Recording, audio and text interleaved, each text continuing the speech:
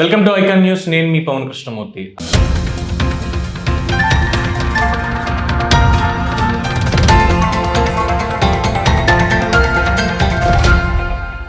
అయితే ఇక్కడ ప్రధానంగా మీరు చెప్పింది ముస్లింలకి రాజకీయ ద్రోహం అంటే ఉప ముఖ్యమంత్రి పదవి ఇచ్చిన 4 ఎమ్మెల్యేలు ఉన్న 4 ఎమ్మెల్సీలు 13 మంది చైర్మన్లు ఇన్ని ఉన్నా కానీ జగన్మోహన్ రెడ్డికి జగ్గుభాయ్ తిరస్కార పత్రాన్ని ఇస్తున్న మీకు ఇప్పుడు రీసెంట్గా ఉన్నటువంటి డెవలప్మెంట్స్ లైక్ పొలిటికల్గా సీట్ల పంపిణీ అనేది, ఎందుకంటే 24 ఎన్నికలకి ఇంకొక 2 నెలల టైంలోనే ఉన్నాం మనం.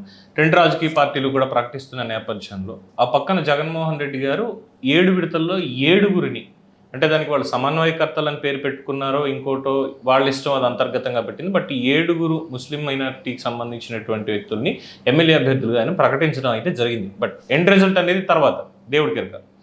వేరేస్ తెలుగుదేశం పార్టీ జనసేన ఉమ్మడి లిస్టులో కూడా కేవలం ఒకళ్ళకి మాత్రమే సీట్ అనేది ప్రకటించారు, అది కూడా నంద్యాల నుంచి.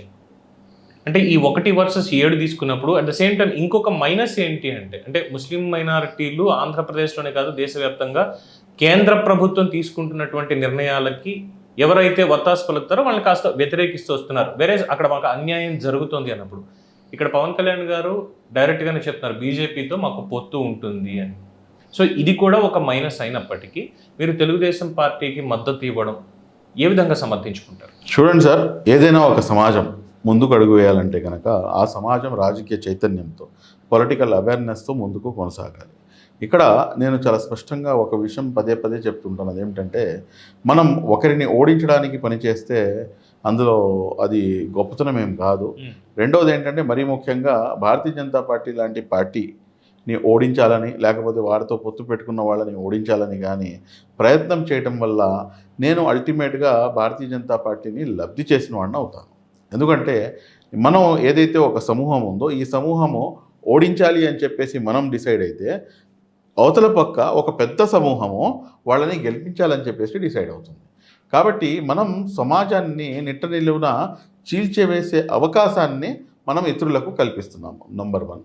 నంబర్ 2, నాడు నేడు ఏదైతే గత 5 సంవత్సరాల తెలుగుదేశం ప్రభుత్వంలో జరిగినటువంటి అరాచకాలు, లేకపోతే ఏమైనా ఇష్యూస్ కానివ్వండి ముస్లిం సమాజంపై జరిగినాయి, లేకపోతే భారతీయ జనతా పార్టీ ముస్లింలపై ఏమైనా విరుచుకుపడిందా ఇక్కడ ఆంధ్ర రాష్ట్రంలో, లేకపోతే ఆర్ఎస్ఎస్, లేకపోతే ఇంకోటి అంటే అది ఎక్కడో చెదురుమదురు సంఘటనలు, నేను లేవు అని చెప్పి నేను చెప్పలేను, చెదురుమదురు సంఘటనలు కనిపిస్తున్నాయి. కానీ ఈరోజు నేను అధికారంలోనే నేను వైఎస్ఆర్ కాంగ్రెస్ పార్టీ ఉంది, మేము బీజేపీతో కలిసిలేము, బీజేపీతో మాకు సంబంధం లేదు అని చెప్పేసి మీరు చెప్తూ, రెండో వైపు మీరు స్వయంగా భారతీయ జనతా పార్టీకి ఒంపడిగత్తుగా తయారైపోయి మీరు సహజీవనం చేస్తూ మీరు ముస్లిం సమాజాన్ని వెన్నుపోటు పొడుస్తున్నారు. ఇంకోవైపు నుంచి మా ఓట్లతో గెలిచి ముస్లిం మైనార్టీల ఓట్లతో గెలిచి నల్ల చట్టాలైనటువంటి సిఏఏ, ఎన్ఆర్సీ ఇటువంటి చట్టాలను కూడాను మీరు పూర్తిగా సమర్థించి అక్కడేమో సమర్థిస్తున్నారు. ఇక్కడికి వచ్చినేమో ఎప్పుడైతే ఈ సిఏఏ, ఎన్ఆర్సీకి వ్యతిరేకంగా ఇక్కడ ఏదైతే ఉద్యమాలు జరిగినాయో ఆ ఉద్యమాల్లో మళ్ళీ మొత్తం వైసీపీ క్యాడర్ ఇక్కడ పాల్గొంటుంది. అంటే ఏదైతే డబుల్ స్టాండర్డ్స్ ఉన్నాయో ఆ డబుల్ స్టాండర్డ్స్ పరాకాష్ఠకి చేరుతున్నాయి. ఇదంతా ఒక ఎత్తు అయితే కనుక ఈ సమయంలో ఈ 5 సంవత్సరాల బీజేపీ పాలనలో, నా మాటల్ని మళ్ళీ ఇంకోసారి నిశ్చితంగా గమనించి నేనేం తప్పు మాట్లాడలేదు, ఈ 5 సంవత్సరాల భారతీయ జనతా పార్టీ పరిపాలనలో, కాకపోతే వైఎస్ జగన్మోహన్ రెడ్డి గారు దానికి ముఖ్యమంత్రిగా ఉన్నారు, ఈ 5 సంవత్సరాల పాలనలో 107 సంఘటనలండి, 1 కాదు 2 కాదు.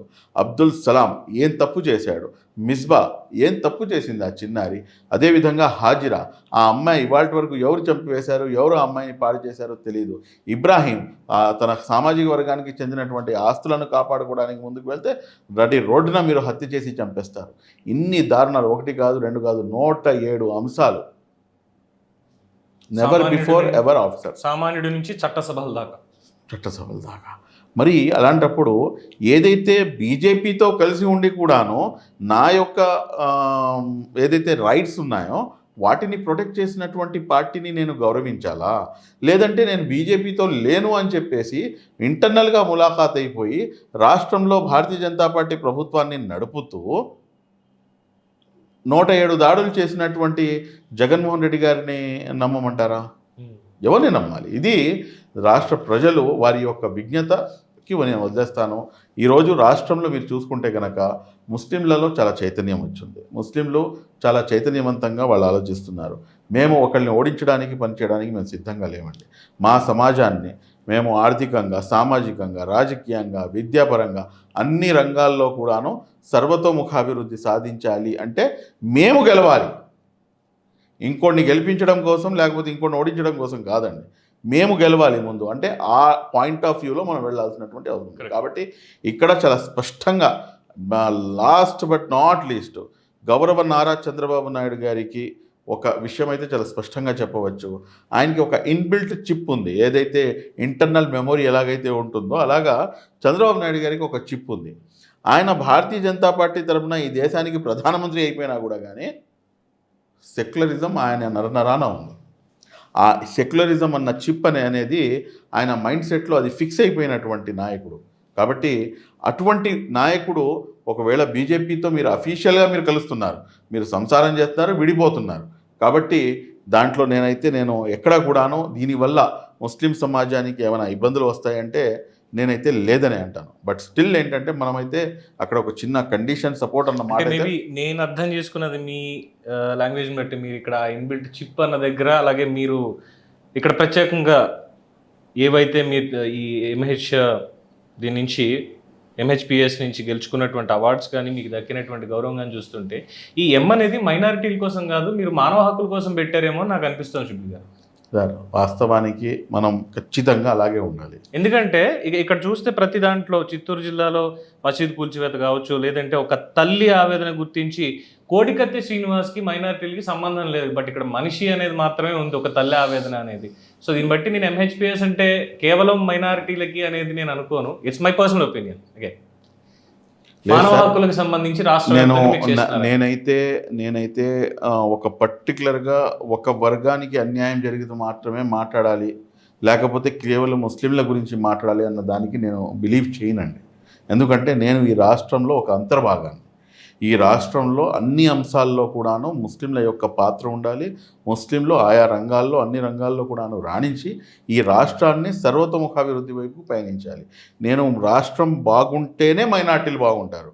కాబట్టి మైనార్టీలు బాగుండడం అనేది నాకు ఇంపార్టెంట్ కాదు, రాష్ట్రం బాగుండాలనేది నాకు ఇంపార్టెంట్. ఎప్పుడైతే రాష్ట్రం బాగుంటుందో రాష్ట్రంలో ఉన్న అన్ని వర్గాల ప్రజలు బాగుంటారు. Right sir, thank you very much Shubhli గారు.